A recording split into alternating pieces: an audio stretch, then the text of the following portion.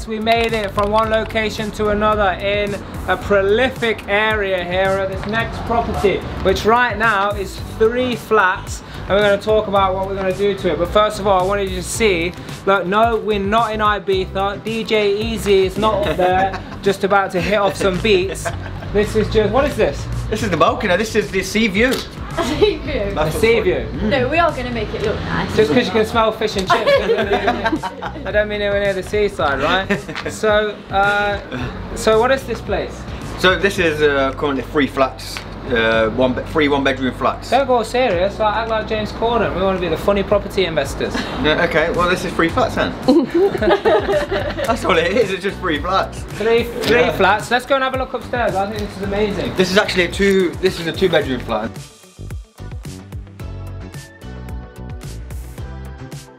So what the plan is in the summer, I'm just open the balcony for you. In the summer, we're going to get some decks here. We're going to have a little crowd down here, and then we're going to be like that. Smoke machines. So, hey, look, this is a balcony. So this is where their entrance in at the moment. Yeah, this is that flat's entrance, yeah. So you want to turn this into a you want to turn this into an 8-bed HMO. Yeah, is this Article 4 area? No. No. Oh my goodness, but still like top demand, top draw around here. I mean look, it's a very confined area, but when you can produce like top quality rooms, so you got the keys for this door as well? Yeah, that's good. And is it isolated up so we can't go downstairs or? Yeah, we can't go downstairs yet. Can't go downstairs yet. This is the one we need a planning for, which we just got accepted. So the planning took 8 months. 8 months? Yeah.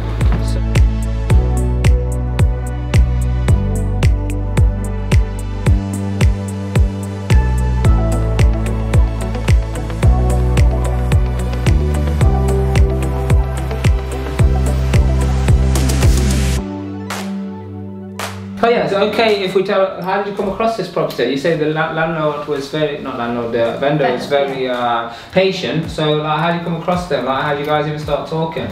So we seen it on Facebook, we seen it on Rightmove. Yeah, they ignored us, didn't they, the letting agent? Yeah, the letting agent, I was ringing the letting agent estate agents for about a week, and I was like, look, I want to come and see this property, I really like it, the floor plan was on Rightmove and everything, and they was just not letting me do it. So I went on land registry, I looked up the address, I seen the landlord's name on the land registry, the vendor's name, so I thought, I'm gonna have a little look on Facebook. So I had a look on Facebook and I seen her and I thought, is this a bit weird? And I seen she was from Nottingham. I didn't know she owned this, so I messaged her. I added her, I messaged her, and I said, look, I'm not a weirdo, I'm not a stalker, but I want to buy your property, if this is your property. And she said, yeah, it is, let's do it. Yeah, did we come like the next day? We went to a house, we met her there, we had tea. Yeah, we had tea, biscuits, a bit of dinner, and then we come to an agreement, come to a deal, and I actually got 12 grand off the asking price. Wow, 12 grand off the asking price. That's probably the agent's fee. So agents, if you're out there, don't be lazy, pick up the phone. Don't judge this guy just because he's wearing a cap and he sounds like he's a plumber from Newcastle, who was originally from Poland. That doesn't matter. You know, you've got to take everyone seriously, like you're the best client. But that's a lesson. I'm giving this as a lesson. You guys, you can't judge a book by its cover. Let's go and have a look at the rest of the place.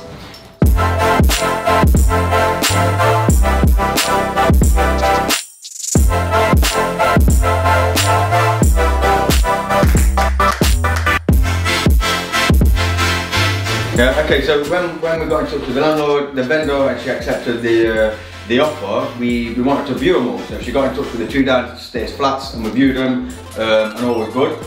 But then we wanted to view this one up here, so she got in touch with the guy who was living here, and I said he was a bit of a naughty bloke, doing stuff that I shouldn't be doing. So he said we couldn't view it, so we was like, oh boy, we really need to view it if we're going to buy it. So what she got in touch with us a week after, and she said, look, the guy's been arrested for selling drugs in the flat. He's actually in the police station now. He's going to come down and view while he's in there. So we went to come down, he was in the police.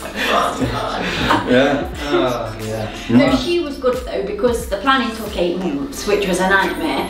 But the tenants downstairs was elderly, weren't they, and vulnerable, so we couldn't come and start doing stuff during COVID. So that's why she hasn't been too bothered that it took so long, because we had to be quite patient at the beginning, didn't we, for a good few months. So what's the purchase price of this place? £170,000. Yeah, and did you weigh up the options as keeping it as 3 flats, what the cash flow would be, what it would cost to actually do it versus what you want to do? Yeah, so the thing is, in this area, flats are not desirable at all. And if we was going to do that and either sell them or keep them or refinance, each flat would have probably been worth around 80 to 90,000 pounds. They're not very desirable here at all. For sale?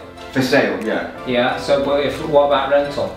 It just didn't stack up, if I'm honest. It just didn't stack up at all because not many. There's people around here looking for flats. You mean to pull your money out? Yeah. To pull the money out, would have left a lot of money in. And people are paying. Okay, so 3 flats, 80, 90 each, yeah. A lot, innit? Just don't start. We did look at though 2 studios in each flat and not knock it through because of planning, and that come back with a good GDV really, didn't it, when we had the value around? Yeah, that coming at 385. So if it took 8 months, how has it been empty? Yeah. Yeah, and has that tin of sardines been there the whole time? I've not even known. Yeah, the sardines actually last for quite a long time. They have a very long sell-by date, so these might still be good. And I'm actually glad you spotted that because these run out August 2022. So this is what me and Ree's having for tea. Thank you. Add that to the chips. Yeah, so let's get back to the numbers then. So how much, what's the purchase price? 170. 170, and how much are you going to spend on it? 100k on the refurb. They've actually had a quote for 7k, that's including VAT. Okay, and then it's going to be 8-bed. Yeah. So what's it look like on the back end? £415,000. 415 on the comparables. We've had a pre-valuation. Already had the pre-val. Yeah. They come back at what? 415. 415, and it's in non-article form. Yeah. That is good. That is very good. So what's that? So have you already worked out what you want to leverage to still get a good cash flow at the back end? Even if we took out 415, it would still be cash flowing around £1,900 to £2,000. So if we was to get the valuation of 415, which we definitely sure we can, we'd pull in out around £30,000 profit, all money out plus £30,000, maybe even a bit more because I still think we can get higher. However, when it comes to refinancing, I think what we're going to do is see what we can pull out and what we want to leave in. We might put a little bit of money out, all money out plus a little bit more, just to like maybe go book a holiday with or something, enjoy the fruits of our labour. We've got a wedding to book. Yeah, but then we might leave it all in and just get high cash flow. Yeah. Wedding, oh yeah, that's coming. So this is what you got to consider. So you got to consider: is it my do I want cash? Yeah, more cash to pull out, but a lesser cash flow, like a lesser monthly recurring revenue, or do I leave the cash in, like, or just break even so I can pay everybody back? And then have a higher cash flow. Yeah, I mean, we have always kind of balanced it, and some we leverage very high to its fullest, and just keep a decent cash flow. Some we don't refinance a lot, and we get very high cash flow. And I think it's good to have a balance. It is definitely. Yeah, I think what we're going to do here is we've got one around the corner, so that one could possibly leave a little bit of money in. So if it does leave between 10 to 20 grand in, when we refinance this one, we'll pull out that 10 to 20,000 pound and then pay back the investor with what we pull out of it. Oh, good. And I tell you what, the difference is as well is depending on what, and this is why I always say, like, one deal is not going to make you rich. Name one successful business that has one client. I don't think there is one. And we were just like, every time we do a training, we always tell people, like, look, you got to have multiple deals going on, but people are scared to do it because they think, oh, what if something goes wrong? Yeah, what if you have one deal and something goes wrong? Yeah. And what if you have no deals? Then you've got to work for the rest of your life and die. Yeah. So if you have multiple deals going on, I mean, I'll tell you, one time we took about 88k out of a deal after a refinance. Wow. Yeah, but we left 25 in on another, so we just took that money out there and just balances out. Yeah, so it balances out. Yeah. So you just never know. I mean, I'd probably say there was 5, 6, maybe 7, 8 deals that we left money in. Yeah, but all the other deals where we took money out, we were able to offset that and make sure that we're money out across all the planes. Yeah, because at the end of the day, all it is to be able to I think it's better to be able to do that. Like, you can get more deals then with the money out and keep building your monthly income. Yeah, because a lot of people not kind of sure what they want to do if they get the money out, because it's not profit. Yeah, because it's against obviously a loan. So the best, what I foresee is like deals where money might be left in, because you might have like value you don't get. But you take less of a loan anyway. Use this money that came out from this to pay it all off, and then you got cash flow. Yeah, that's what it is. Cash flow is king. Yeah, cash flow. And I'll tell you something. Most people, they don't even do a cash flow report. you know, actually report on their cash flow, which you can only do, you know, previous if you want to do it through your accounting systems and stuff like that. But that's absolutely important. You need to know what your cash flow is. You know what your profit and loss is. You need to know your balance sheet. You need to know your money in, your money out, because people don't report on this stuff. I don't know what it is. People are crazy. Yeah, unless they're feeling the pinch, the pain, they don't do it, and by then usually it's too late. Yeah. So don't leave it too late, people. Get yourself in the game right now and figure out, or you'll be like this tin of sardines left here with no one caring about you and no one's coming along to save you. The government's not coming to save you, your mum and dad's not coming to save you, Justin's not coming to save you, Ray isn't either, so you got to do something yourself. Make a move! You can eat fish, can't you? Smell in here. I know you're dying to open them, but don't. I promise you, I'm hungry, I'll eat one of these. No, you will not. What's wrong with them? You're I'm still going downstairs. If you're gonna look, let's not just be all talk. If you're gonna eat it, Mark, shut up. Justin, don't eat that. It will smell in here. Shall I eat one? Why do you always do stuff like this? No, they're alright, didn't they? No. Oh, hold on a second. You always do stuff like this. Yeah, it's weird, stupid stuff. Oh, Justin, look at the state of them. Smell them. No, thanks. Now you haven't got a knife or fork, so.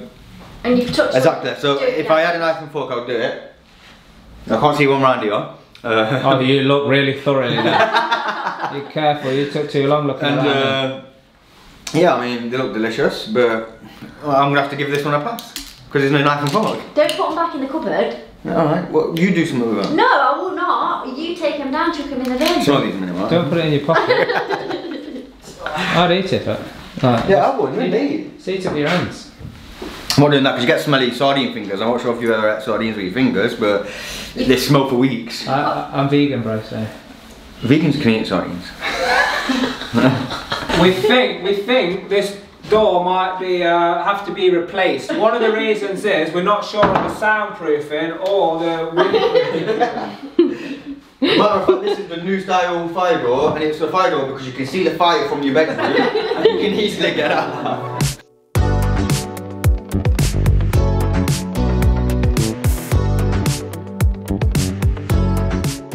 So there's 3 supplies. We're keeping one. The rest are getting capped up, so potentially, yeah, we are maybe keeping it. Yeah. Yeah. So how many floors is it? 2. It's ground first, but we're going into the loft also. For how many bedrooms in the loft? 1. Just 1. So you're going to the 1, and there's an extension as well? No. Which one was the one that's extension? Oh, you already got a builder for this one? Yeah. Yeah. Oh, Yeah. cool. Yeah, you guys have been in the first flat. No. That's next door. Oh, that's brick. Wow, check this keypad out. It's cute. Check it out. It looks like one of Freya's toys. That's a smart meter. Never seen one. Yeah, but look at the keypad. Yeah, you won't one up on that. You won't be able to press that very often.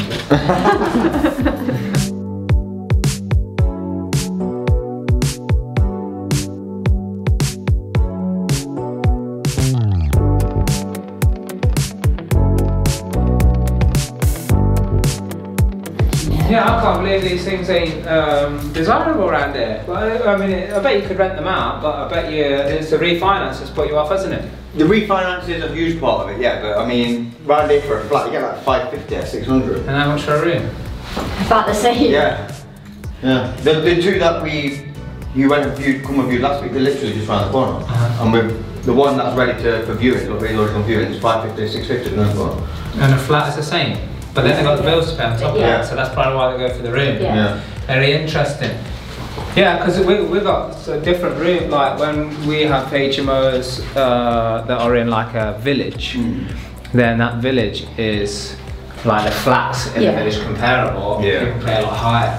Oh really? For the flats? Yeah, because it's like in a village, you know, like a desirable little country village where they can look at the pub as they drive by and not go in it. Yeah. You going? Yeah. Where are you going? Food. Get some sardines. Chip shop. Annie's liver chip shop, best in Clifton. So, what must people not forget? The right things for the right reasons. Why must they do that? It's the only way you discover your true potential. And sardines. It's the only way you get wheels like this.